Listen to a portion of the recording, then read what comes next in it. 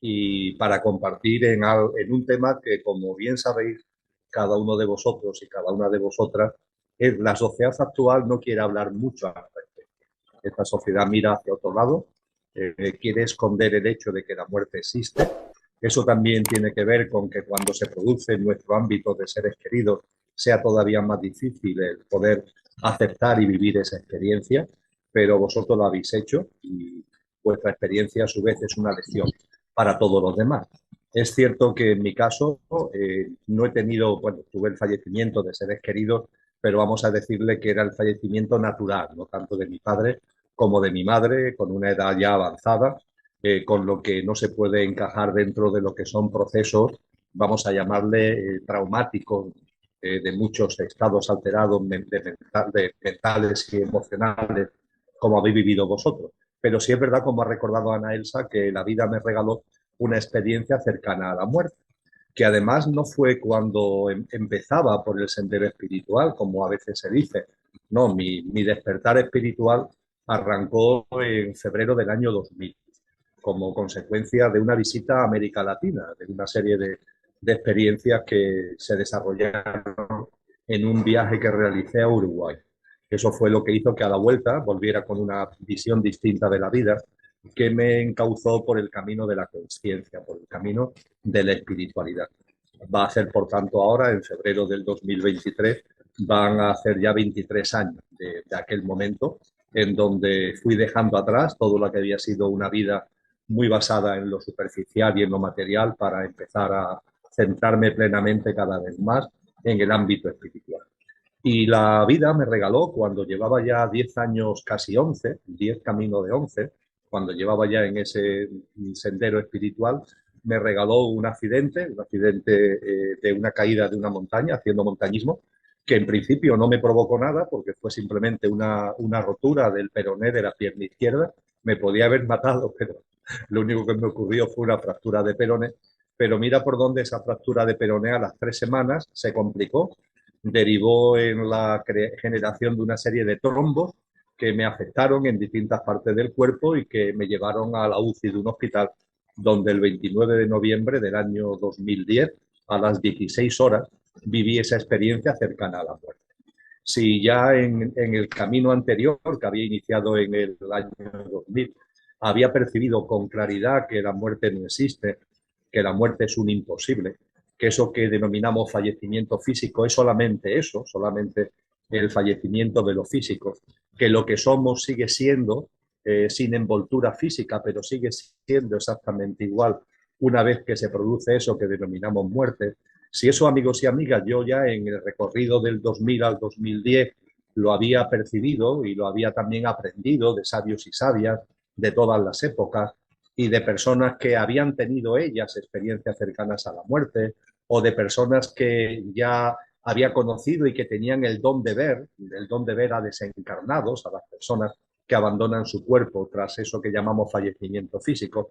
Pues bien, si eso de alguna u otra manera ya formaba parte de mi vida, la vida lo que me regaló fue una experiencia directa. Y la experiencia cercana a la muerte me llevó a corroborar de una forma absolutamente tan intensa como personal, que efectivamente cuando llega eso que se denomina muerte, cuando en la UCI de ese hospital yo viví lo que los médicos llamaron una muerte biológica, una muerte fisiológica, yo me vi fuera de mi cuerpo y vi todo lo que conlleva el seguir siendo uno, aunque ya no se esté en nuestro cuerpo. Y a ese respecto, si te parece, Elsa, antes de seguir nuestro diálogo, sí me gustaría enfatizar algo que creo que puede ayudar a que no olvidemos el que seguimos siendo más allá de eso que denominamos muerte. Y eso se debe al idioma que hablamos todos los que estamos aquí. Nos estamos expresando en castellano, en lo que comúnmente llamamos español, ¿verdad? Y este lenguaje que estamos utilizando tiene una ventaja, y es que es un lenguaje rico que, entre otras cosas, tiene dos verbos que son el verbo ser y el verbo estar. Como muchos de vosotros sabéis mejor que yo, esto no sucede en otros idiomas. Por ejemplo, en el idioma inglés hay un único verbo, el verbo to be, que significa tanto ser como estar, y que en función de las circunstancias, en función del contexto, se entiende que estamos hablando de yo soy o de yo estoy, que estamos hablando de ser o de estar. Eso no ocurre en español. En español tenemos dos verbos muy, muy diferenciados. Y yo creo que esa diferencia tan clara que hay en nuestro idioma de verbos nos tiene que ayudar a entender lo que estaba compartiendo antes acerca de que cuando se produce el fallecimiento físico, seguimos siendo. Por tanto, cuando estamos aquí, estamos. Lo que somos está en este plano físico. Lo que yo soy está en Emilio. Pero una cosa es lo que yo soy y otra cosa es el estar, mi estar, que es estar en Emilio. Un día, cuando corresponda, Emilio dejará de vivir, Emilio dejará de existir, Emilio morirá. ¿Qué es lo que muere en ese momento? El estar, simplemente el estar. Lo que somos sigue siendo. La única diferencia es que era en Emilio y ahora es sin Emilio, es fuera de Emilio.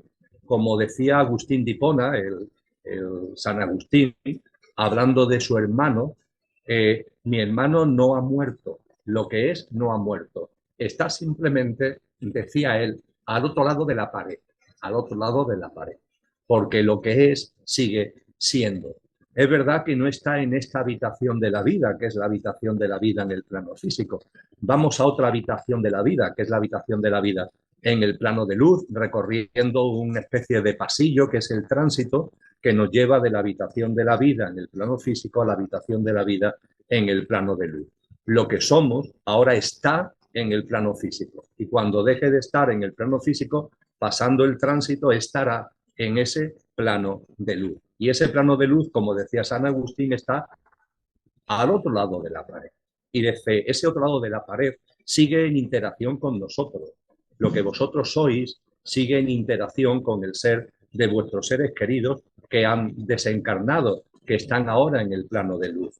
Yo percibo con claridad mi interacción, el acompañamiento que me dan, los seres queridos como mi padre, como mi madre, es decir, los seres que cuando encarnaron en su estar como mi padre y como mi madre, y que ahora están desencarnados, están en el plano de luz, y que esa ligazón, esa conexión, ¿no?, que tuvimos debido al acompañamiento, al haber compartido esas cosas tan importantes durante la vida física, llevan a que sigamos en comunión, lleva a que sigamos acompañados. Y ese acompañamiento que los seres queridos fallecidos nos dan desde donde ahora son y desde donde ahora siguen siendo y desde donde ahora están, ese acompañamiento es más sutil, no es el acompañamiento físico, no es la presencia física, sino que es más sutil, pero no menos amoroso. Yo diría que es incluso más amoroso porque al no tener envolturas materiales, tiene más capacidad todavía de proporcionarnos amor. Es cierto que nuestra mente y nuestras emociones añoran la cercanía física. Nuestra mente, nuestras emociones añoran el poderlos tocar, el poderlos tener con nosotros en este plano físico. Y esa añoranza hay que aceptarla y hay que comprenderla porque no somos robots. Por mucho que nos demos cuenta de que la muerte no existe, que lo que son nuestros seres queridos siguen siendo, en definitiva, todo lo que he compartido hasta ahora, aunque eso lo tengamos muy claro, no obstante, es inevitable que tengamos esa añoranza, que tengamos esas alteraciones emocionales y mentales que tenemos que aceptar como parte de la experiencia humana. Y es más, yo diría que tenemos la oportunidad, como habéis hecho muchas de vosotras, muchos de vosotros, tenemos la oportunidad de transmutar, es decir, de hacer una especie de alquimia y que esas turbulencias que están ahí, que aparecen en nuestro mundo emocional y mental, en nuestros sentimientos, esa añoranza, la transmutemos para que en lugar de ser una especie de arenas movedizas en las que nos hundimos, nos sirvan de trampolín, nos sirvan de revulsivo, como le ha sucedido a tantas personas que he tenido la dicha de conocer a lo largo de estos años. Personas, hombres y mujeres, padres y madres, que el fallecimiento del ser querido, el fallecimiento en el caso de padres y madres de su hijo, de sus hijos, de su hijo, de su hija, le alteró por completo, le originó un terremoto, una noche oscura profundísima en sus vidas. Pero a su vez se fueron dando cuenta de que esa noche oscura era también una oportunidad. era una oportunidad que el alma que había encarnado en ese estar en su ser querido, ese alma con su ida pronta, al haber desencarnado, le había abierto una especie de puerta de amor para que quedándose aquí pudieran empezar a mirar la vida de una forma distinta. Tantas personas que he ido conociendo que debido al fallecimiento de un ser querido se empezaron a plantear en la vida cosas que hasta entonces no se habían planteado. Personas que estaban muy apegadas a lo material, entretenidas, distraídas, en el ajetreo cotidiano, en este ritmo de vida en el que sin darnos cuenta nos vemos atrapados.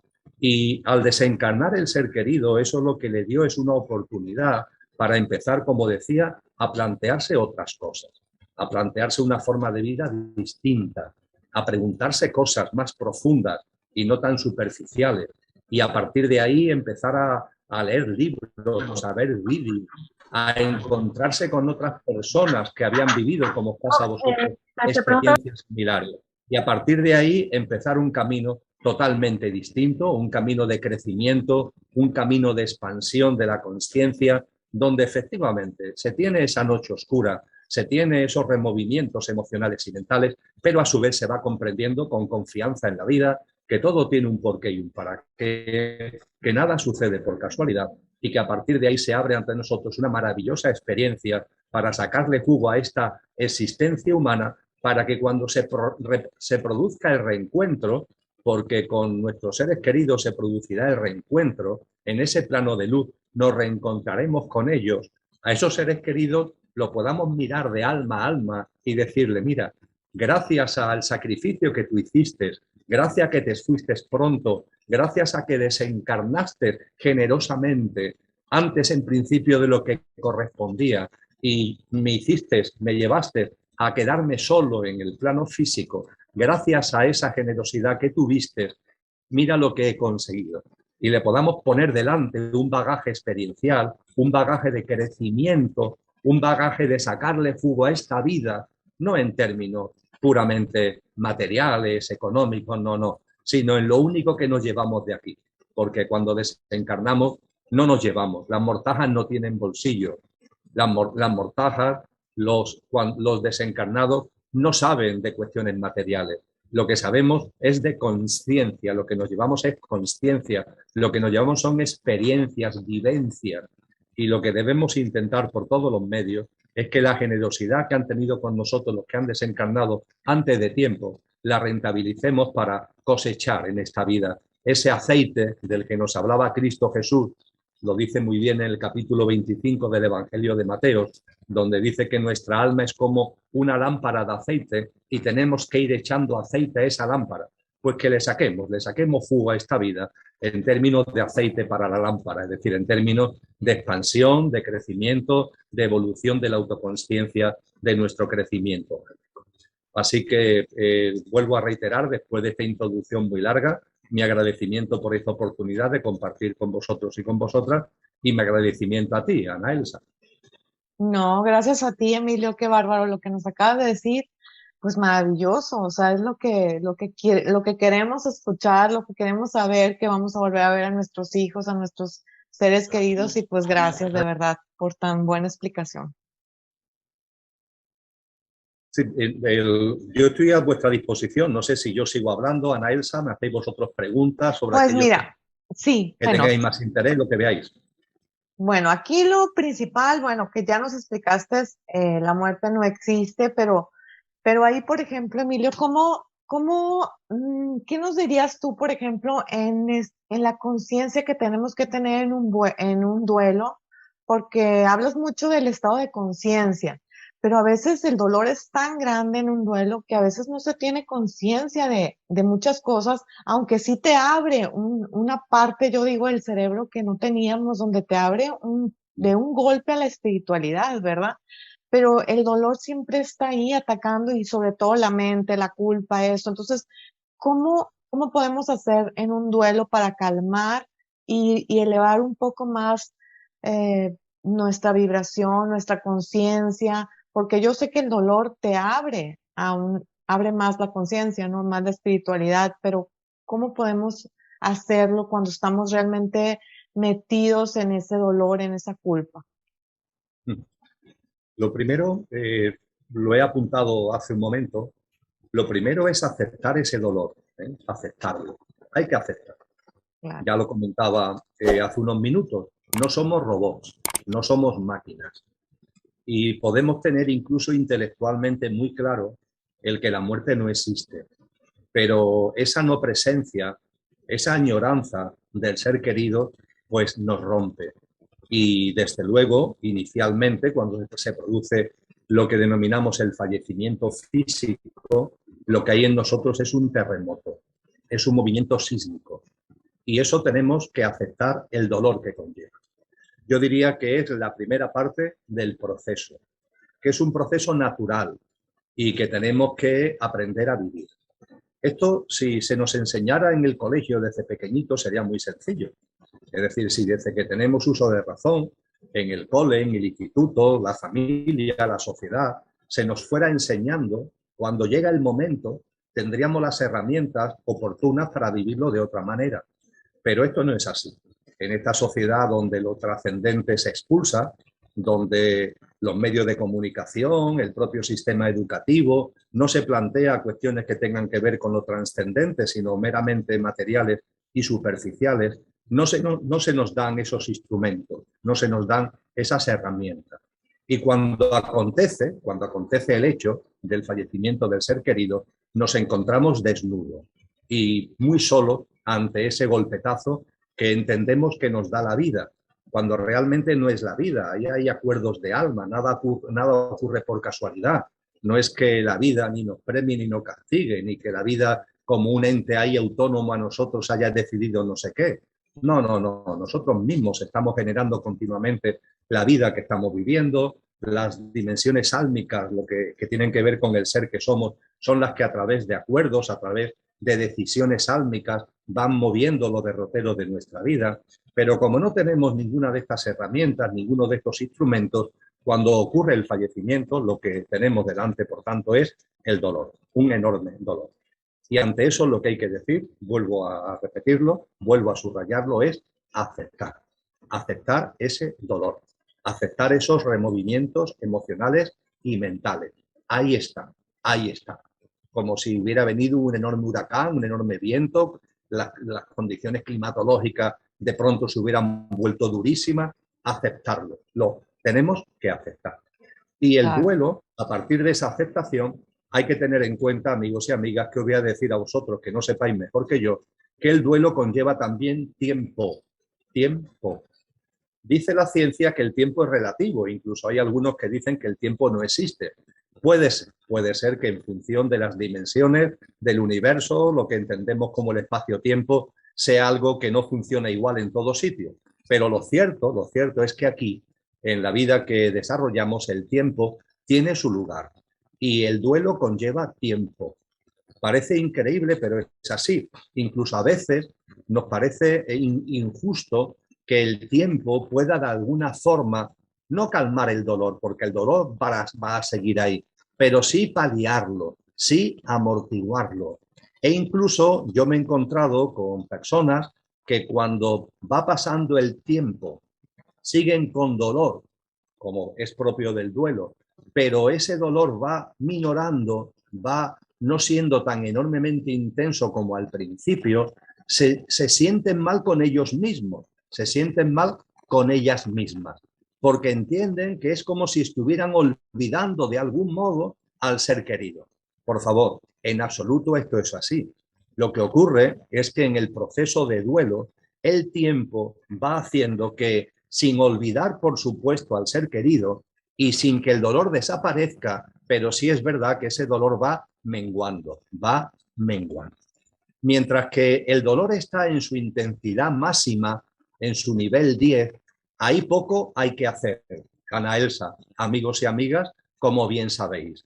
En ese dolor máximo, recién producido el fallecimiento del ser querido, ahí la persona que está viviendo esa experiencia desgarradora no está para nada. No se le puede decir nada. ¿Qué le vas a decir? Lo que está es sumido en esas profundas arenas movedizas de su dolor. Y los que estamos alrededor no podemos hacer otra cosa que un acompañamiento, ya está, un acompañamiento, no, no cabe otra cosa, no hay nada que decir, no hay nada que hacer, es simplemente estar al lado, acompañar a esa persona que está desgarrada y que está viviendo ese duelo con intensidad. Como mucho, mucho, mucho, se puede acudir a alguna ayuda externa experta, una ayuda experta externa, una ayuda experta externa que dé algún terapeuta, alguna persona que tenga conocimiento de causa, que se haya especializado en experiencias similares y que a la persona que está sumida en el duelo le pueda aportar sus conocimientos, le pueda aportar su experiencia para de alguna manera, desde ese conocimiento experto, serle un bastón que le pueda servir en un proceso tan enormemente duro. A veces esa ayuda experta externa no es ya un terapeuta, sino que es el compartir con otras personas que han vivido la misma experiencia, como de hecho estáis haciendo vosotros y vosotras. Aquí en donde yo resido hay una asociación que se llama Alma y Vida, y esta asociación es de personas que han con seres queridos fallecidos, fundamentalmente padres y madres, no solo, pero fundamentalmente padres y madres. Y esta asociación, como pasa también en la relación que hay entre vosotros y vosotras, da una ayuda experta, externa, inmensa a la persona que está viviendo ahora la experiencia, a la persona que acaba de fallecer su ser querido. Porque en grupos como el vuestro, en asociaciones como Alma y Vida, hay personas que han vivido eso mismo, pero hace un tiempo, y que han, por tanto, vivido el proceso y que sabiendo perfectamente, porque lo han vivido en sus propias carnes de lo que estamos hablando, se ponen a disposición, se ponen al servicio de la persona que ahora lo está viviendo en toda su intensidad para acompañarlo expertamente por esa experiencia vivida y sentida en el proceso de duelo. Por tanto, cuando hablamos de duelo, estamos hablando de aceptación en primera instancia.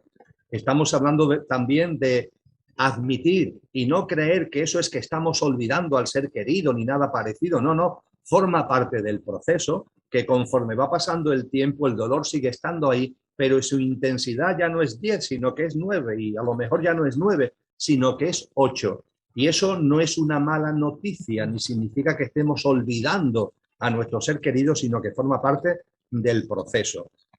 Aceptación y tiempo. Y además de aceptación y tiempo, ayuda experta externa, sea terapéutica, sea de grupos como los que acabo de compartir, y junto con eso, los que estamos al lado de las personas que viven esta experiencia, acompañamiento, un acompañamiento en silencio, en escucha activa, esperando que en un momento determinado se abra una rendija, la puerta se abra un poquito, porque hay un momento determinado en el proceso de duelo donde la persona que lo está viviendo empieza a abrirse un poquito y ese poquito que se abre permite que empiece a haber una comunicación.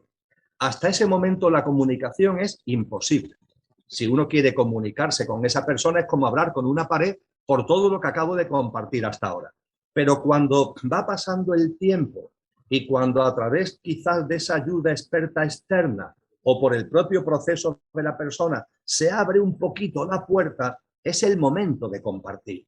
Entonces ese acompañamiento, esa escucha activa puede ir también unido a un diálogo, a un compartir con esa persona, ese hombre, esa mujer que está viviendo esa experiencia tan dura. Y en ese compartir, ¿de qué se trata? Pues de lo que se trata no solamente es de recordar, de hacer una puesta en común con esa persona para recordar que la muerte no existe, que la muerte es un imposible, que una cosa es el estar y otra cosa es el ser. Como a mí también me gusta decir, una cosa es el coche y otra cosa es el conductor. El conductor es el ser, el conductor es lo que encarna en el coche, que es nuestro yo físico, emocional y mental, para vivir esta experiencia humana. Y hay un momento determinado que, al igual que ha encarnado en el coche, desencarna del coche. El coche va a la chatarrería, el coche va a ser incinerado, va a ser enterrado, pero el conductor que ha encarnado en el coche sale del coche y sigue existiendo, sigue siendo el mismo conductor, salvo que ahora ya no está en el coche, sino que está fuera del coche. Pues bien, cuando vamos avanzando en el proceso de duelo, es el momento de hablar de esto y es el momento de aconsejar cosas. Por ejemplo, amigos y amigas, es el momento, os habrá pasado a más de uno, a más de una, es el momento de aconsejar el ver una determinada película, por ejemplo, o ver un determinado vídeo, o ver un determinado documental. Es decir, algo que sea ameno, algo que sea atractivo y que esa gran verdad de que la muerte no existe se refleje en el argumento, se refleje en el desarrollo de esa película, de esa serie, en el desarrollo de ese documental. Es el momento también de aconsejar algunas lecturas. Poco a poco en este proceso también llega el momento de algunas lecturas, algún texto, algún libro y esos vídeos, esos libros, los encuentros con personas, como antes decía, que han vivido experiencias similares, el encuentro con personas que tienen una conciencia clara acerca de que la muerte no existe y que lo que existe es el continuum de la vida. Todo ello, amigos y amigas, fijaros el proceso que vamos desarrollando. En un principio el dolor nos tenía colapsado. Poco a poco vamos saliendo de ese colapso y se abre una rendija por donde empieza a entrar una luz y es el momento de sacarle jugo a esa luz. Es el momento, insisto, de acercarnos a personas que antes no nos habíamos acercado. Es el momento de ver vídeos, de ver películas que antes ni nos interesaban y nunca hubiéramos visto. Es el momento de leer libros, es el momento de leer textos que antes tampoco nos hubiéramos planteado y que ahora, sin embargo, nos interesan y que estamos motivados a leer por el dolor que tenemos. Es el momento, en definitiva, de ir trayendo a nuestra vida un interés por lo trascendente que antes no teníamos. Y lo que estoy en condiciones de asegurar, porque lo he vivido con muchas personas, con muchas a lo largo de estos años, es que esto va transformando a la persona. Parece increíble, pero esos vídeos, esas películas, esas lecturas, esas conversaciones que se van teniendo con otras personas, todo eso va transformando a la persona que lo está viviendo. Y a lo largo de un tiempo, aquí no hay un protocolo establecido, yo me he encontrado personas en duelo que esto lo han vivido en un par de años, otros han necesitado 5, 6, 8, 10 años para vivirlo, no hay un protocolo establecido, no se puede decir esto dura tanto tiempo, pero lo que no tengo ningún tipo de dudas es que esas conversaciones, esas películas, esos vídeos, esos libros, etcétera, etcétera, van generando en la persona una transformación que finalmente, amigos y amigas, y voy concluyendo, nos da el gran regalo. Pero un regalo que nos hemos ganado a pulso, nos hemos ganado por nuestro interés por lo trascendente, por haber salido de lo puramente material, del aferramiento a lo puramente superficial, que nos hemos ganado por esas conversaciones y esos encuentros con otras personas hablando sobre la muerte, sobre trascender la misma, etcétera, etcétera. Es un regalo que nos hemos ganado al disfrutar, al ver y disfrutar esos vídeos, esas películas, al leer esos textos y esos libros. Todo ello es como una lluvia que nos va empapando. Es un regalo a modo de lluvia que nos va empapando, que los sabios y sabias lo han llamado, amigos y amigas, discernimiento. Todo este proceso que acabo de compartir va trayendo a la persona, os va trayendo a vosotros y a vosotras discernimiento. Y hay un momento determinado donde esa lluvia ya cala. Al principio la tierra está tan seca que llueve y es como si no lloviera, pero poco a poco la lluvia sigue. Tenemos que perseverar en este camino que acabo de compartir y esa lluvia nos va calando, nos va empapando. Y hay un momento determinado que el empape de la lluvia, cuando la lluvia nos cala, aparece el discernimiento. ¿El discernimiento qué es, amigos y amigas? Cuando nos hablan los sabios y sabias, del discernimiento, ¿qué es? El discernimiento no es conocimiento. El discernimiento El discernimiento no es información, no son datos. No, no. Eso puede formar parte del proceso, ¿no? El tener un conocimiento, el que te digan esto, el que te digan aquello. Pero hay un momento determinado que se da un paso adelante. Y ese paso adelante es el discernimiento, que repito, no es información, no es conocimiento. El discernimiento lo que implica y lo que conlleva, en primer lugar, es que la creencia la transforma en vivencia. La creencia la transforma en experiencia directa. Yo me he encontrado a lo largo de todos estos años, de este casi cuarto de siglo que llevo centrado en el camino espiritual, me he encontrado hombres y mujeres con los que yo he venido manteniendo conversaciones, encuentros durante años. Y he visto que esas personas me escuchaban con atención. Y me escuchaba con atención motivados por el dolor que tenía. Ese dolor le llevaba a escucharme. Antes del fallecimiento de su ser querido, no me hubieran hecho ni caso e incluso hubieran creído que cosas que comparto son cosas de locos. Pero el dolor que ahora están viviendo llevan a que preste atención a lo que comparto con ellos cuando le digo que la muerte no existe, que es un imposible, que es un fantasma de la imaginación humana.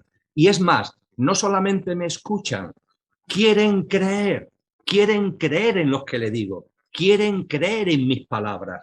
El dolor que tienen les lleva a querer creer, quieren creer en que lo que le digo es verdad, quieren hacer lo suyo, quieren creer.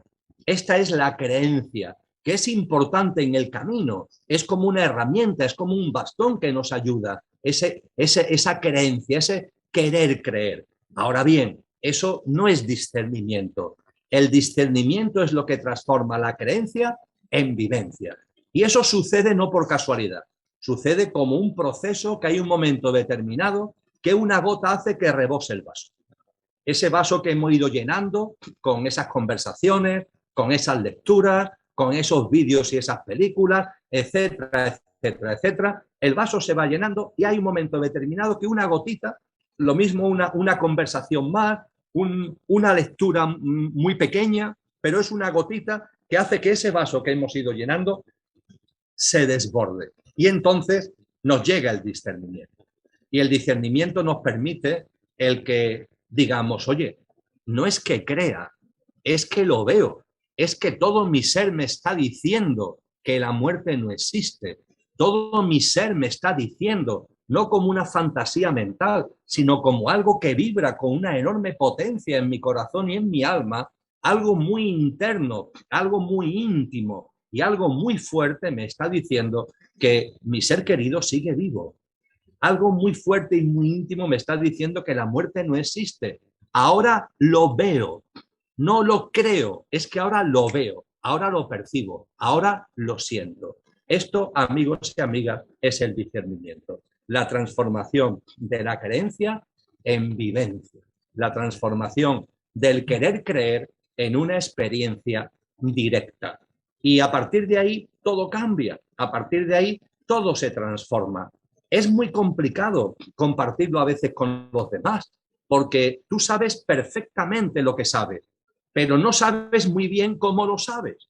Es decir, ya sabes con claridad que la muerte no existe. Lo tienes clarísimo, íntimamente, insisto, no como una fantasía mental, no como una elucubración intelectual. Es que todos los poros de tu ser te están diciendo con claridad que la muerte no existe. Y lo sabes, pero no sabemos muy bien cómo lo sabemos. Es otra de las características del discernimiento. Transforma la creencia en experiencia y además hace que sepamos cosas y no sabemos cómo las sabemos. Pero las sabemos a ciencia cierta. Y a partir de ahí también el discernimiento nos va trayendo como regalos complementarios la intuición, la inspiración y una visión de la vida totalmente distinta, radicalmente distinta, viendo que hay otros mundos que están en este, viendo que hay muchos planos en la vida, viendo que la vida no es lo que el pensamiento único materialista nos quiere adoctrinar, sino que la vida es muy rica, la vida es muy variada y muy diversa,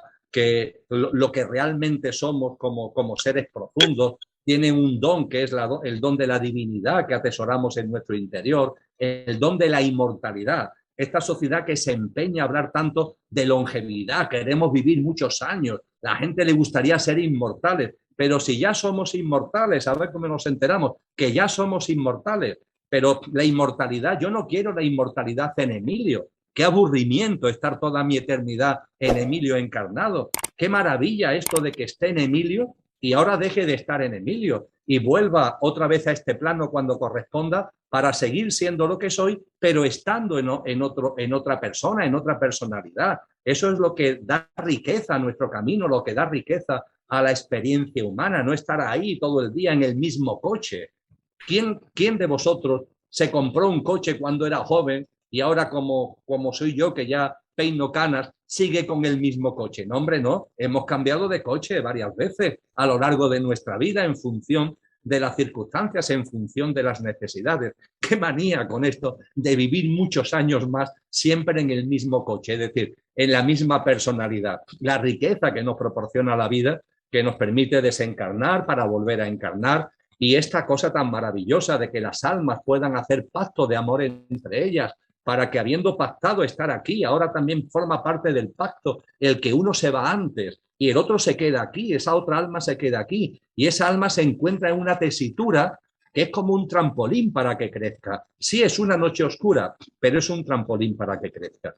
Y termino, Ana Elsa, con lo siguiente. Hay una frase en el Apocalipsis, en el libro del Apocalipsis, creo que sabéis que el Apocalipsis es el último libro de la Biblia. El Nuevo Testamento se cierra en el libro del Apocalipsis.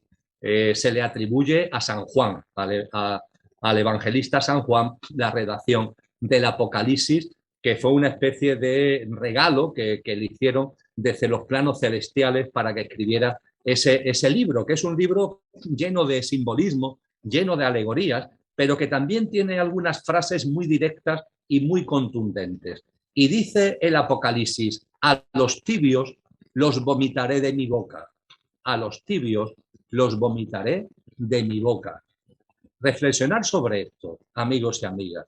Reflexionarlo porque vosotros no sois tibios.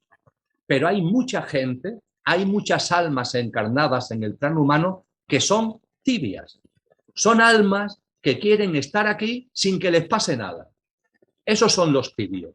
Almas que quieren estar aquí en su hábitat de confort, en su hábitat de bienestar y que vayan pasando los días, las semanas, los años y la vida sin que le lleguen noches oscuras, sin que le lleguen circunstancias adversas, esas que no le gustan a nuestro pequeño yo, esas que no les gustan a la mente. Esos son los tibios. ¿Y por qué dice el Apocalipsis a los tibios: los vomitaré de mi boca? Porque una vida tibia es muy difícil que crezcamos con ella. En una vida tibia es muy difícil que consigamos aceite para la lámpara de la que nos habla Cristo Jesús. Eso no se consigue, ese aceite no se siembra y no se cosecha con una vida tibia. Las noches oscuras son una oportunidad de crecimiento. Hay una obra póstuma de Oscar Wilde que tiene como título De Profundis.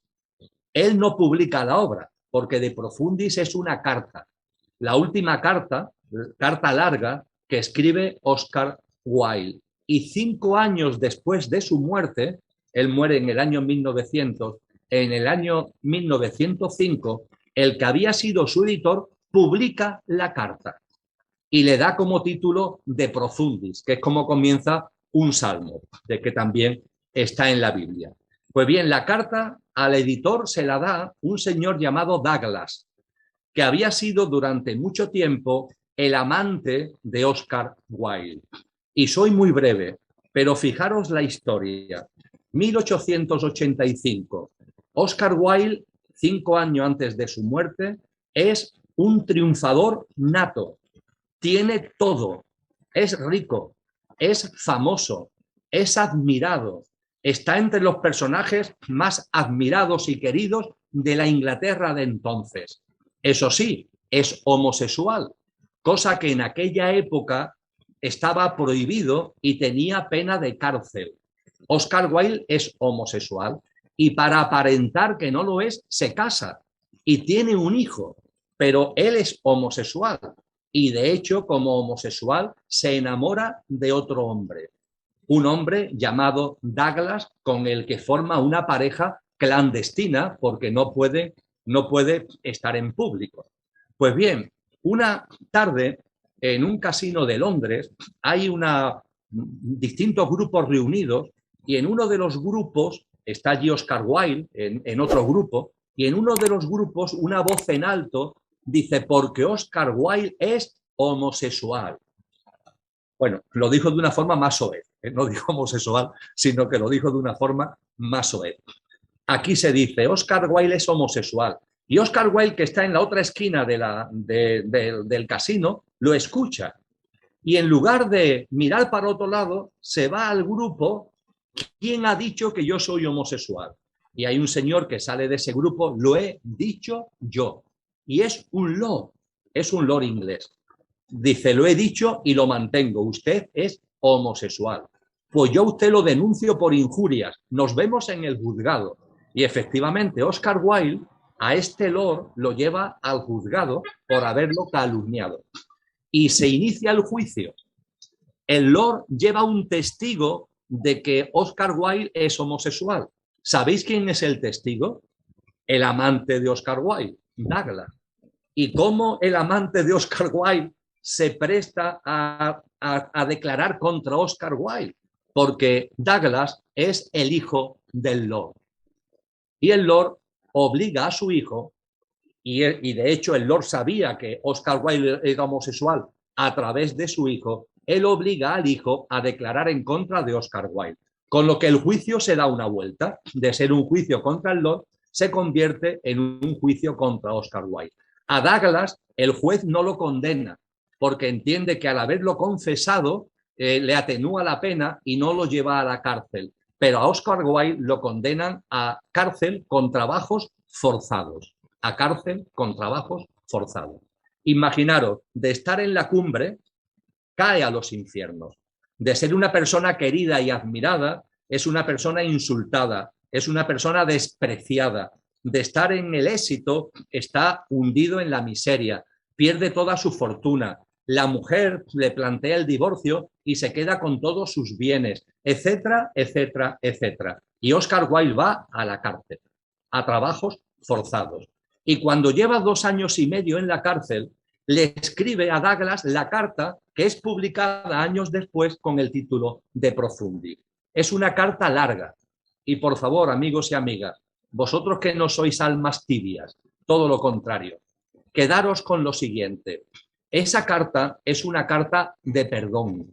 Oscar Wilde perdona a Douglas. Le escribe no para recriminarle lo que ha hecho, sino para transmitirle su perdón. Y además de perdón, el agradecimiento. Porque la experiencia que está viviendo, metido en los barrotes de una cárcel, habiendo quedado hundido de lo que era, la experiencia que está viviendo, dice que le ha ayudado a crecer. Que gracias a esa experiencia tan dura, él ha podido realmente comprender la vida y comprender que la vida que estaba llevando antes era una vida inútil, era una vida estéril, era una vida que no le estaba sacando de verdad el jugo a la vida, era una vida tibia. Y ahora, sin embargo, se había roto la tibieza y eso le permitía ver lo que antes no veía. Dice Oscar Wilde, gracias a ti, Douglas, me he dado cuenta que la vida es un gran jardín. Y este jardín tiene frutos, todos dignos de ser disfrutados. Y tiene frutos en el lado luminoso, en el lado soleado del jardín. Pero este jardín, que es la vida, también tiene frutos en el lado sombrío. Antes de que tú me traicionaras, de lo que te perdono, yo solo conocía los frutos del lado luminoso del jardín. Gracias a ti he conocido también los frutos del lado oscuro del jardín. Ese lado que la gente no quiere conocer, ese lado que la gente no quiere experimentar. Yo lo he experimentado y lo he conocido gracias a ti. Y el comer del fruto del lado sombrío del jardín me ha transformado la vida. ahora soy otra persona y ahora realmente comprendo la vida y realmente entiendo que la vida la estoy viviendo como hay que vivirla. Cualquiera dirá que estoy loco. No, no estoy loco. Me he transformado. Tengo conciencia y estoy ya preparado para vivir lo que haga falta porque he comprendido la vida. Fijaros qué hermosura, amigos y amigas. Hablamos de noches oscuras. Hablemos también de los frutos del lado sombrío del jardín. Experiencias de vida que la gente común rechaza. Pero ojo, rechaza ¿por qué? ¿No será porque hay demasiadas almas tibias? ¿No será porque hay demasiadas almas encarnadas que quieren pasar por aquí casi sin darse cuenta? Vosotros y vosotras sois un ejemplo de todo lo contrario. Sois un ejemplo de almas nobles, de almas fuertes. Vosotros y las almas de los seres queridos que han desencarnado, que están con vosotros. Sois almas que no sois tibias y, por tanto, sois almas que no vais a ser vomitadas de la boca. Todo lo contrario, vais a ser recibidas con aplausos, vais a ser recibidas con algarabía, de alegría, cuando se produzca ese reencuentro maravilloso, que no tengáis ningún tipo de duda que se va a producir, que es el reencuentro de almas fuertes, el reencuentro de almas nobles, el reencuentro de almas que estando aquí se han atrevido a decir, venga, vamos a sacarle jugo de verdad, vamos a romper con el entretenimiento, con la distracción, con lo superficial y vamos a dar un salto para poder comprender la hendidura, la profundidad, la verdad de esta vida. Así que de verdad, de corazón, enhorabuena y no tener ningún tipo de dudas. Ese reencuentro ánico se producirá en ese plano de luz y será toda una fiesta. Será una fiesta de ángeles y de arcángeles cuando el reencuentro se produzca. Ay, qué hermoso todo lo que nos dices, Emilio. De verdad, mil gracias porque alguna de esas preguntas que lo que acabas de decir de los tibios, yo siempre he preguntado eso, ¿no? Porque hay gente que nunca le pasa nada, cómo está a veces tan demandado todo que todo debe ser bien, positivo, bonito, feliz, pero la vida no es así y que nos des ese aliento de decir, bueno, ustedes no están tan mal, ¿no? Porque a veces las mamás hasta me dicen, ¿qué hice en mi vida para merecer este castigo? Yo digo, no es un castigo, así es la vida, ¿no? Entonces, gracias por esas palabras tan lindas. Y bueno, hablando de la aceptación, aquí hay muchas preguntas sobre eso. También aquí es un grupo donde hay muchas personas donde nuestros hijos se fueron por suicidio. Entonces, yo creo que una de las principales es eso, ¿no? Aceptar cómo fue la muerte de nuestro hijo. Y aquí te están preguntando mucho, ¿qué pasa con los que se suicidan, Emilio? Yo sé que tú siempre dices que tenemos nuestra rayita, que todos llegamos no podemos vivir ni un día más ni un día menos. También nuestros hijos, los que se suicidaron, están así. O sea, ¿tú cómo ves eso? ¿Cómo ves el suicidio? Muy bien. Antes que nada, compartir al respecto.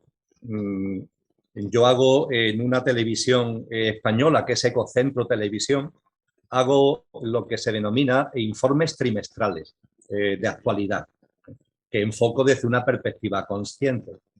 El informe que compartí en el mes de diciembre, que por cierto lo censuraron muy rápidamente de YouTube, pero bueno, está en otros canales, una de las cosas que abordé es el suicidio. ¿Por qué? Porque se está empezando a hablar en los medios de comunicación del suicidio. Hasta ahora no ha sido así. Hasta ahora ha prevalecido la idea de que no se debe hablar del suicidio porque eso contribuye a que más gente se suicide. Esta tesis ha sido siempre refutada por los familiares que han vivido el suicidio de un ser querido y por las personas expertas que dicen que no, que el suicidio no puede ser ocultado, que del suicidio hay que hablar. Lo que ocurre es que hay que hablar adecuadamente, claro, no diciendo, por ejemplo, dando detalles escabrosos, ¿no? Macabros acerca de cómo ha sido el suicidio, pero que el hecho del suicidio no se puede ocultar. Sobre todo debido a que, según los datos que podemos manejar en estos momentos, antes de la crisis sanitaria, en el año 2018, a nivel mundial se calcula que 700.000 personas se suicidaban al año. Al año, insisto, 2018, unas 700.000 personas en el contexto global, en el contexto del planeta. En el año 2020, esa cifra había superado ya las 800.000. En el año que acabamos de cerrar, el año 2022, ha superado las 900.000. Y todo indica que entre el 2023 y el 2024, la cifra de suicidios anuales en el mundo superará el 1.000.000 de personas. Por tanto, no estamos hablando de un fenómeno minoritario, estamos hablando de un fenómeno que tiene un volumen significativo. Estamos hablando de el número redondo de casi 1.000.000 de personas, que se dice pronto, ¿verdad, amigos y amigas? Bien, a partir de ahí, desde el punto de vista espiritual, desde el punto de vista de la conciencia, ¿qué es lo que sabemos del suicidio? Y digo que lo sabemos por la información que nos han dado esos sabios y sabias que nos han legado su saber a través de textos, a través de libros, a través de sus experiencias.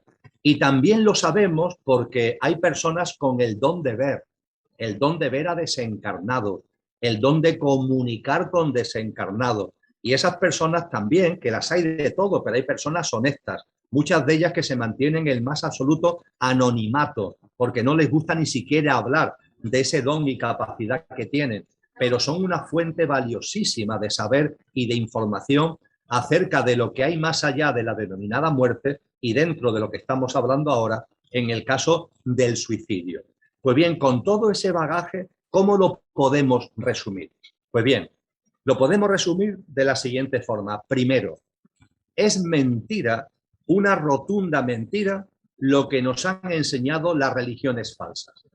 Es decir, estas religiones que se han dogmatizado y que nos dicen que el suicida está llamado a penar, está llamado a estar ahí pillado en el tránsito, en el purgatorio o incluso en el infierno, que no se le permite, como pasaba en España durante muchos años, a la persona que se ha suicidado no se le puede enterrar en el cementerio normal y corriente.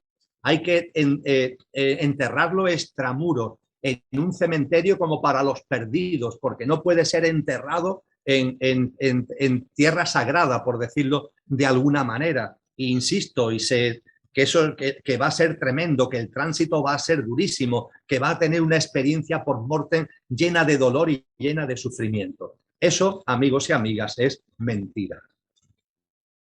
Todo lo que sabemos de la vida de verdad es amor, es misericordia, es compasión. No hay castigo, no hay animadversión, no hay meterle el dedo a las almas en los ojos por no sé qué o por no sé cuánto. Tenemos que ser conscientes que el orden natural es un orden, como decía, antes hablaba de San Agustín, es el orden del amor, el ordo amoris llamaba él, el ordo amoris. Y en el ordo amoris a una persona que se suicida, a cuenta de que se va a ir contra ella y va a tener que estar por ahí penando como una especie de castigo. Eso es mentira, eso es una gran falsedad.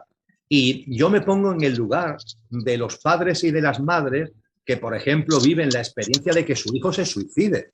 Es fortísimo, es tremendo, porque fijaros el cóctel molotov que esa persona tiene que vivir. Ha fallecido su hijo, ha fallecido su hija y, por tanto, está viviendo el dolor enorme del fallecimiento. Pero como ha sido a través de suicidio, aparece un segundo factor, que es la culpa. La culpa. ¿Cómo no me he dado cuenta? ¿No lo podría haber evitado? ¿No he estado mirando para otro lado? Lo mismo, es culpa mía que mi hijo o mi hija se haya suicidado. Fijaros, dolor por la muerte y además sentimiento de culpa. Y en tercer lugar, llega el tonto de turno y te dice que es que además tu hijo o tu hija desencarnado va a pasarlo fatal en el estado post-mortem porque va a estar ahí pillado en el tránsito. Son tres cosas tremendas, ¿eh? El dolor de la muerte, la culpabilidad y además el castigo post-mortem del suicida. Es algo tremendo. Pero afortunadamente esto es mentira.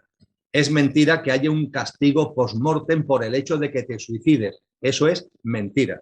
Y además también es mentira la culpabilidad. Cuando un alma toma la decisión, cuando una persona toma la decisión de suicidarse, os aseguro que eso no hay quien pueda evitarlo. no tenemos, es absurdo que asumamos una especie de responsabilidad, de culpabilidad, por no habernos dado cuenta y no haber evitado que mi ser querido se haya suicidado. Eso es absurdo. Esa culpabilidad hay que quitársela de en medio. Nadie puede evitar cosas como esa. Forman parte del proceso de la persona. No tienen que ver contigo.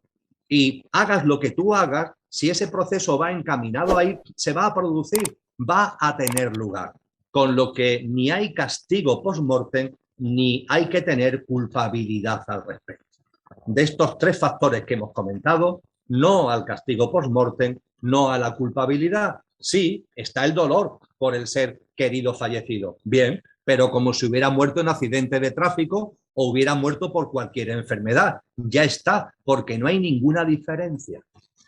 Abundando en estos argumentos, amigos y amigas, cuando una persona se suicida, es un cortocircuito que se produce consciencialmente hablando. Es un cortocircuito. Y al haber un cortocircuito es precisamente por lo que no hay una responsabilidad álmica. Es por lo que no hay ningún tipo de castigo. Porque realmente esa decisión ha sido tomada no desde el libre albedrío, sino como consecuencia de un cortocircuito que por distintas circunstancias se produce en la persona. Y cada uno es cada uno. Decimos aquí en Andalucía, cada uno es cada uno y tiene sus caunás. Cada uno es cada uno y tiene sus caunás. Y lo que para mí no es un cortocircuito, para otra persona puede serlo. Vivencias, circunstancias que a lo mejor para mí no me provocan un cortocircuito, a otra persona se la provoca. Y pueden ser circunstancias muy diversas. Y esas circunstancias muy diversas, a veces, amigos y amigas, lo sabéis también más de uno seguro, tienen como motivo, tienen como razón de ser, la causa del cortocircuito está en la medicación que se le está dando a esa persona para tratarlo por alguna enfermedad. Y es la medicación la que tiene como efecto secundario provocar el cortocircuito que lleva a esa persona a suicidarse.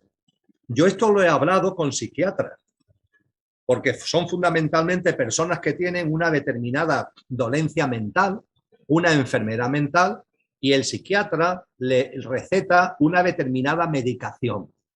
Y esa medicación, en el prospecto de la medicación, dice precisamente que tiene como posible efecto secundario potenciar la tendencia al suicidio. Lo dice el medicamento, en el papelito este que va en la cajita, lo dice el medicamento. Y con este papelito le pregunto yo al psiquiatra, hombre, sabiendo tú que este medicamento tiene como posible efecto secundario el suicidio, es decir, el cortocircuito que lleva al suicidio, ¿cómo es que recetas este medicamento? Y ese psiquiatra, amigo o amiga, me dice, mira, Emilio, la probabilidad de que el medicamento provoque ese efecto secundario es muy pequeña.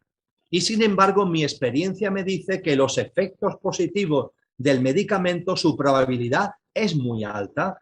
Y yo como técnico, yo como experto, tengo que tomar la decisión. Entiendo que la probabilidad de éxito es muy alta y la probabilidad de suicidio muy baja. Y es por lo que receto el medicamento. Pero no dejo de saber que efectivamente hay un tanto por ciento de riesgo de que este medicamento provoque el cortocircuito que lleva al suicidio.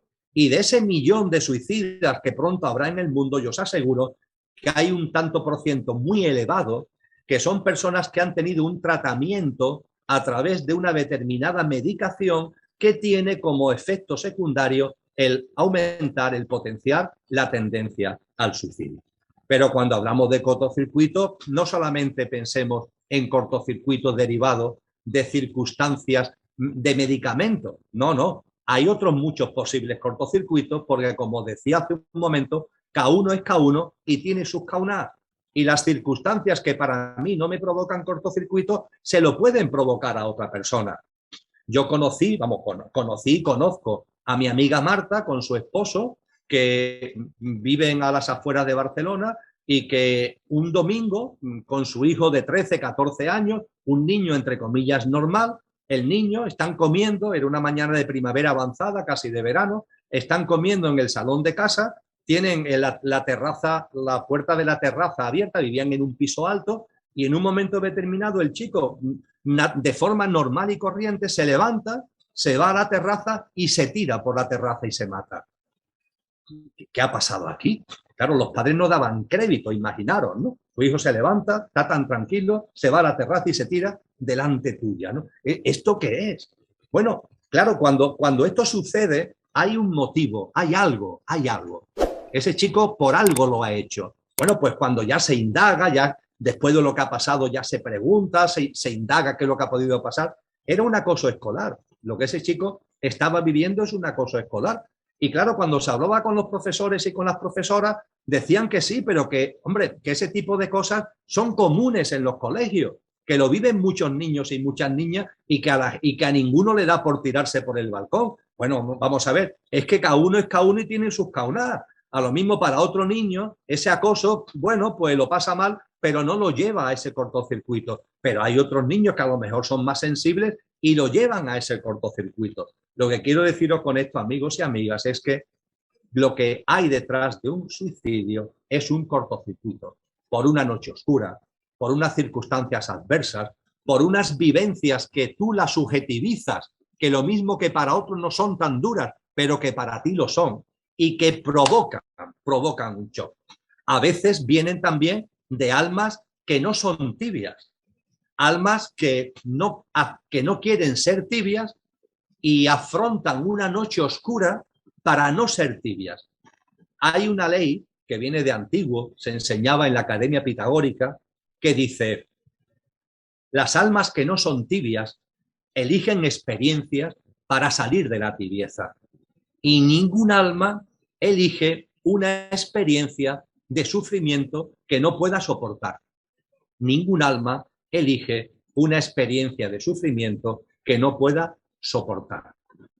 Ahora bien, esa es la regla general, pero todas las reglas generales tienen excepciones. Es decir, que aunque la regla general es que cuando yo vivo algo, cuando mi alma, ¿no?, está viviendo ese algo, mi alma está preparada para vivir ese algo. Si yo estoy viviendo la experiencia del fallecimiento de un ser querido, por ejemplo, mi alma, por duro que sea y doloroso, está preparada para vivir ese algo y seguir para adelante, pero esa es la regla general. Hay excepciones. Y las excepciones son, por tanto, almas que, haciendo algo tan maravilloso como salir de la tibieza, viven experiencias que no soportan, experiencias de sufrimiento que la sobrepasan. Y al sobrepasarla se produce el cortocircuito que lleva al suicidio. ¿Entendéis el hilo argumental? No quiero ser tibio, un alma fuerte, un alma noble, un alma valiente. Para no ser tibio, vivo una experiencia dura que me saque de la tibieza. En principio, por dura que sea, si el alma la elige, es porque el alma está preparada para vivirla, para afrontarla, pero cabe la posibilidad de que sea la excepción de la regla y de que ese alma realmente, cuando tiene en medio la noche oscura, no pueda soportarlo, se produzca el cortocircuito que lleva al suicidio. Con este hilo argumental, este alma que ha vivido este proceso y que finalmente se ha suicidado, cuando desencarna, permitirme que lo exprese gráficamente, los ángeles a ese alma, las almas que están en el plano de luz a ese alma, ¿la abuchean o le aplauden? Me aplauden. Reflexionarlo. ¿La abuchean o la aplauden? Me aplauden. Ese alma ha querido salir de la tibieza, ha elegido una experiencia de sufrimiento para romper con la dinámica de la tibieza, pero esa experiencia de sufrimiento la ha sobrepasado, produce el cortocircuito que la lleva al suicidio. Según las religiones dogmatizadas, a ese alma la van a recibir con castigo. Eso es una gran mentira. Ese alma va a ser recibida con aplausos. Ese alma va a ser recibida con vítores. El hecho de que no haya podido soportar la experiencia y haya producido el cortocircuito que le ha llevado al suicidio no tiene importancia. Lo importante es la valentía, lo importante es la nobleza, lo importante es la entereza que llevó a ese alma a vivir esa experiencia. No, no se recibe con abucheo, se recibe con aplausos, se recibe con vítores, almas fuertes, almas nobles. Y los cortocircuitos forman parte del proceso. Y desde ese orden del amor, desde ese ordo amori, esos cortocircuitos se entienden, se comprenden con compasión, con misericordia, con amor, y da lugar a que al desencarnado se le reciba en medio del júbilo, en medio de los aplausos y en absoluto con ningún tipo de reproche, con ningún tipo de castigo. Ay, pues qué maravilloso todo lo que nos acabas de decir, Emilio. Yo trabajo en la vicepresidencia de la Red Mundial de Suicidología y estoy con los sobrevivientes y pues estoy luchando contra, por así decir, con los profesionales, ¿no? Yo soy la parte espiritual que está con los sobrevivientes y pues ellos están en la prevención del suicidio. Entonces, es mucho a veces el decir frases como la única muerte que se puede prevenir, pues a mí eso se me hace una locura, ¿no? O sea, es como decir, puedes prevenir el cáncer, puedes prevenir porque tienes estrategias o una medicina. Yo pienso que no, no, eso ya es más desde arriba, como dices tú, y es un cortocircuito que nadie puede prevenir, ¿no? En esa manera, pero bueno, muchas gracias por tus palabras. No sé cuánto tiempo tienes, Emilio, ya pasa una hora, no sé si quieras una pregunta más. Sí, si te parece, podemos abordar alguna pregunta más. Sí, perfectamente, Ana Elsa. Bueno, aquí te están preguntando, más lo voy a enfocar en dos más o menos. Te están preguntando cómo es el tránsito de una persona, o tú que lo viviste, y también te están diciendo qué tan cerca están ellos de nosotros. O sea, porque a veces te dicen, no, no te oyen o no te escuchan, ellos están muy ocupados, pero sí nos escuchan, sí saben lo que hacemos, sí saben a veces que lloramos, o a veces te dicen no llores porque lo vas a detener. Eso es otra también de que no quiero llorar porque lo detengo. Yo les digo, no, llora, ellos están ya felices allá arriba, ¿no? Entonces, a ver, ¿cómo nos puedes explicar eso para que no haya esa angustia a veces que no puedes llorar, que no nos escuchan, que ya están muy lejos? ¿Dónde están, Emilio? Bien, compartía a propósito de ese texto que se le atribuye a Agustín de Hipona, que él, hablando de su hermano fallecido, decía, está al otro lado de la pared. Los seres que desencarnan, cuando desencarnamos, cuando desencarnéis vosotros, cuando desencarne yo, cuando han desencarnado nuestros seres queridos, a través del tránsito vamos al plano de luz, lo que en el cristianismo se denomina el cielo, lo que las tradiciones orientales, como el hinduismo, denominan el devachan. El nombre es lo de menos. Es un plano donde el ser que somos está, pero sin cuerpo físico. Somos allí seres, entre comillas, de luz, porque no tenemos envoltura física. Estamos en la habitación del plano físico, desencarnamos y vamos a la habitación del plano de luz. En medio está el tránsito. El tránsito es una especie de vestíbulo que separa una habitación de la otra. Y hay que pasarlo para ir de la habitación de la vida en el plano físico cuando salimos del cuerpo que ha fallecido y vamos hacia el plano de luz. Hay que pasar por ese vestíbulo. Ese vestíbulo tiene una función. Al plano de luz solamente accede el ser que somos. Ninguno de los componentes perecederos pueden entrar en el plano de luz. El ser humano no solamente tiene el cuerpo físico, también tiene un mundo emocional, también tenemos un mundo mental. Y cuando el cuerpo físico fallece, nuestro mundo emocional y nuestro mundo mental sigue estando ahí. Es decir, el alma que va hacia el plano de luz, en el tránsito se encuentra con que no tiene cuerpo físico, pero todavía el mundo emocional y mental lo lleva como adherido, lo lleva como adherido. No sé, imaginaros que es como estos cohetes que lanza la NASA, que van cogiendo altura, y sabéis que cuando el cohete va cogiendo altura va soltando cosas, ¿verdad? Esta parte de aquí la suelta porque es donde iba el combustible para salir para arriba. Cuando ya está para arriba, esto se ha quedado vacío de combustible y lo suelta, ¿no? Y poco a poco el cohete va soltando componentes. El desencarnado hace lo mismo. El cuerpo físico lo deja aquí y en el tránsito deja todo lo mental y todo lo emocional. para que el alma ya sin ningún componente ni físico, ni emocional, ni mental, sea la que accede al plano de luz. A partir de ahí, el tránsito tiene una funcionalidad importante. Es el espacio intermedio, es el estado intermedio en el que dejamos lo emocional y lo mental. Ahora bien, ¿cuánto tiempo, hablando en nuestra clave de aquí, del plano físico, cuánto tiempo tardamos en dejar lo emocional y lo mental? Pues depende. ¿Depende de qué? De cada uno. Porque hay personas que su mundo mental y emocional lo tienen muy denso y otras, sin embargo, que no tienen esas densidades emocionales y mentales.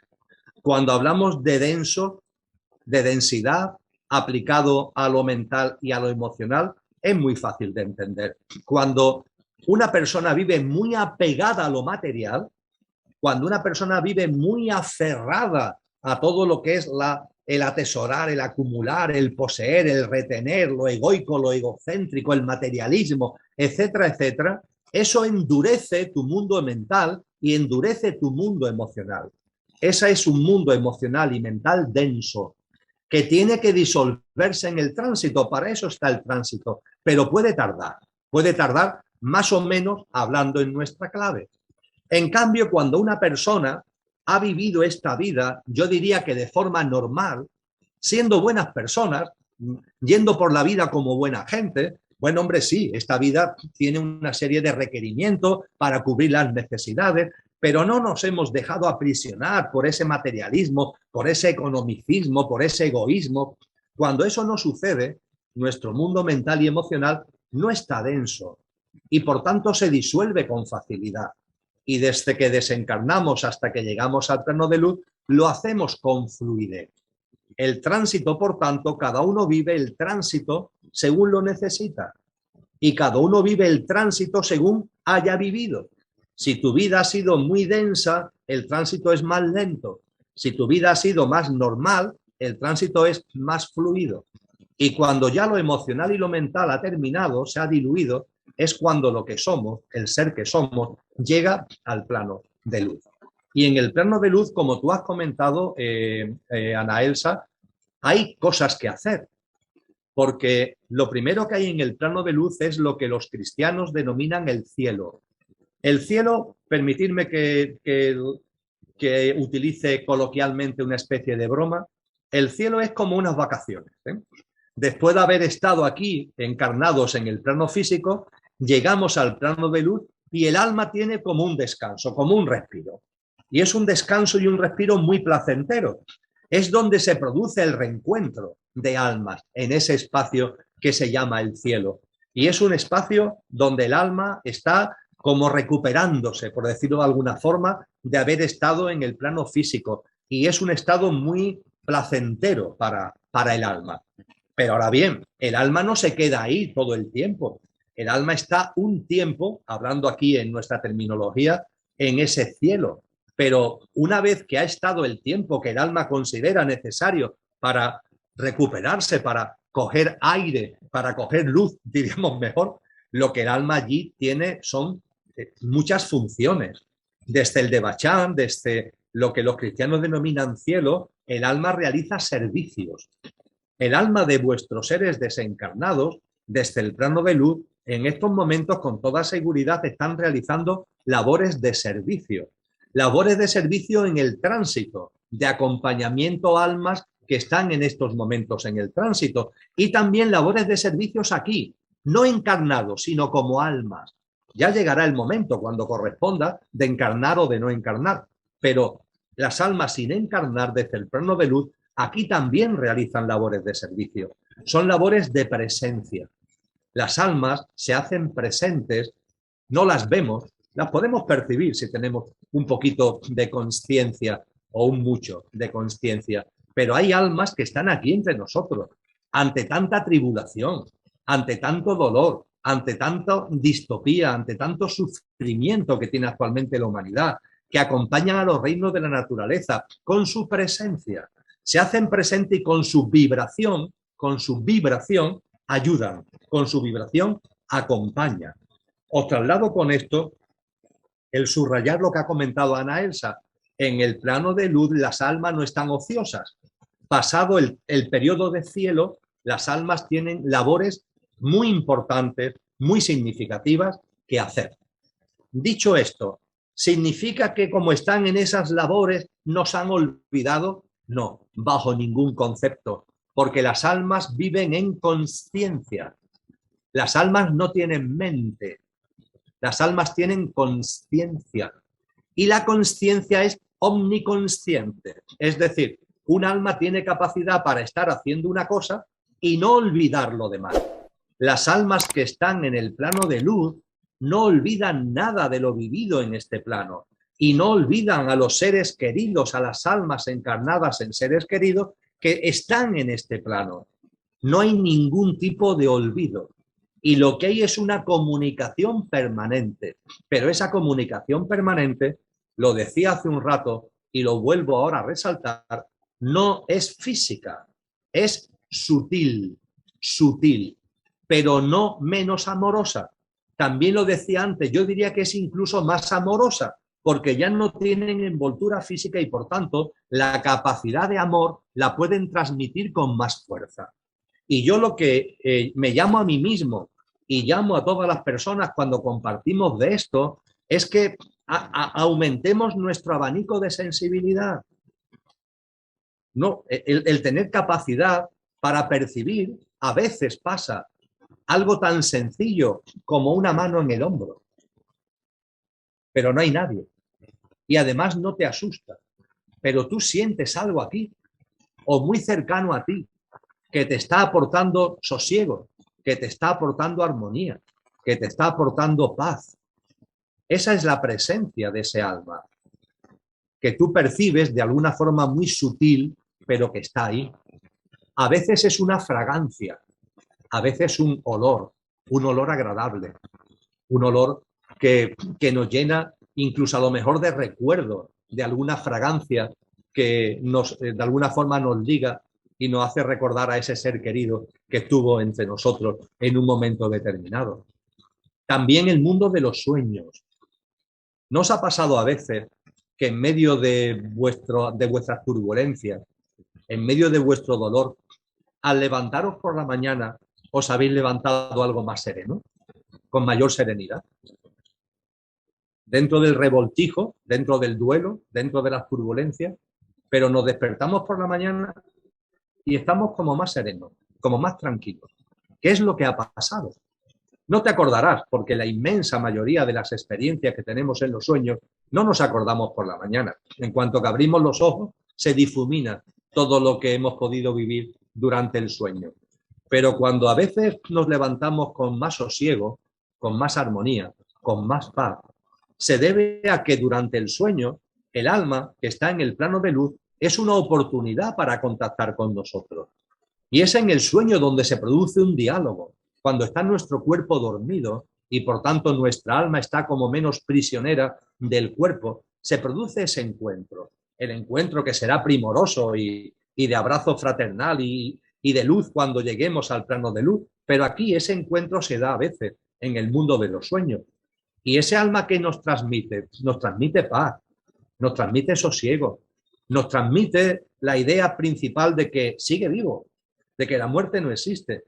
Y nos transmite de la misma manera que estemos tranquilos porque está bien, que está en paz.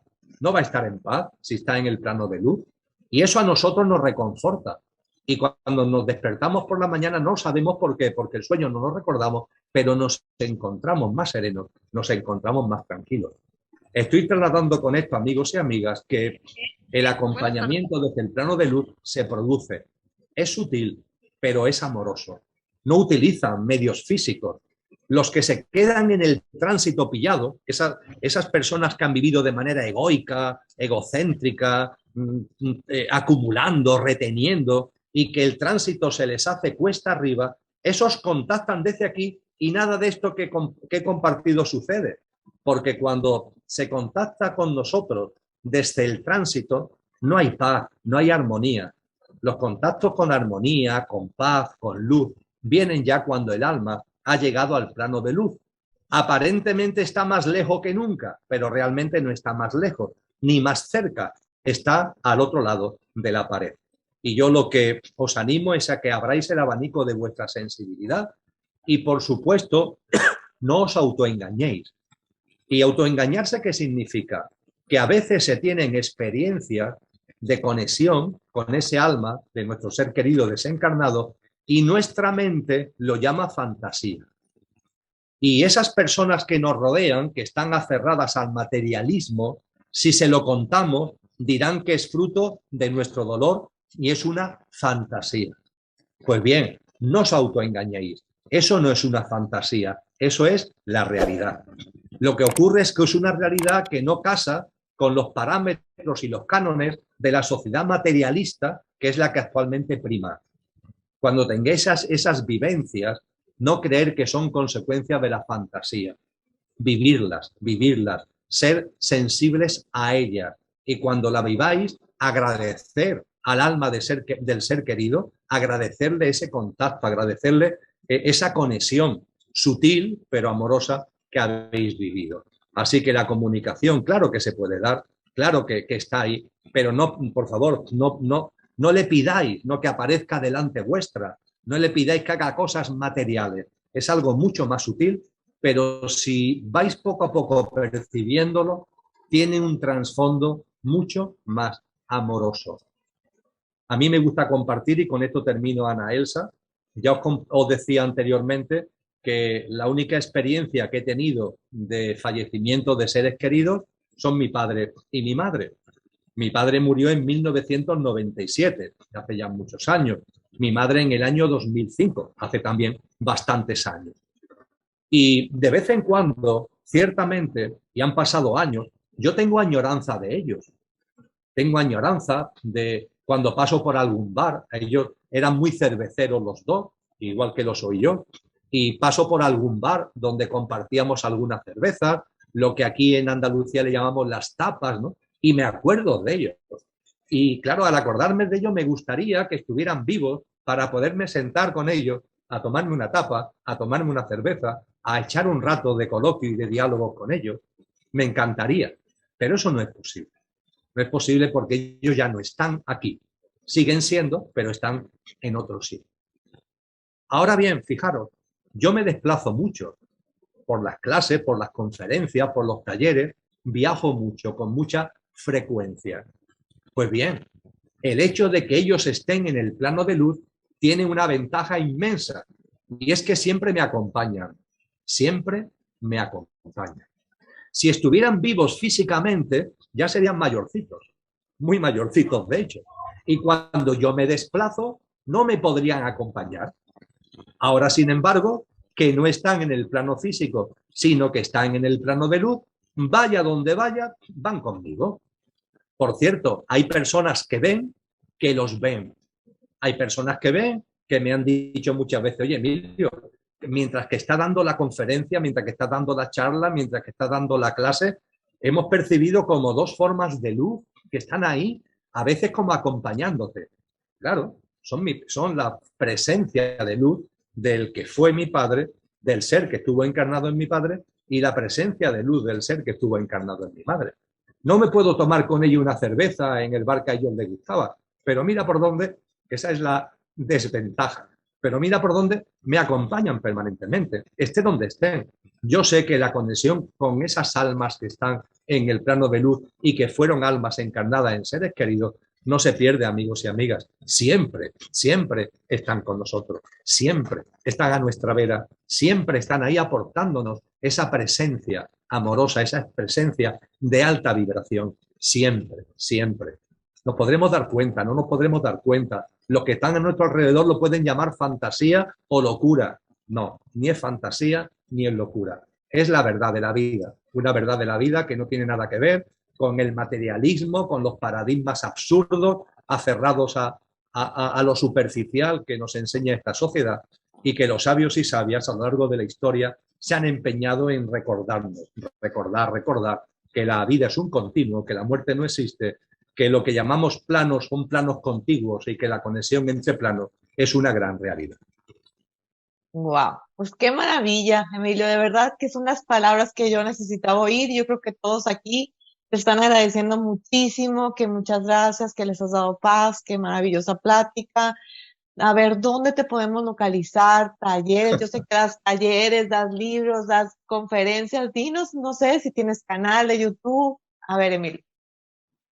Bien, vamos, la forma más sencilla es si hay un canal en YouTube, cuando no me censuran los vídeos, cosa que cada vez sucede con más frecuencia, hay un canal en YouTube que se llama La Academia de la Consciencia. Si entráis en YouTube y ponéis La Academia de la Consciencia, vais a un canal donde se van poniendo todos mis vídeos y también se van dando información de actividades y eso. Es la forma más sencilla. También gestiono un blog que se llama El Cielo en la Tierra.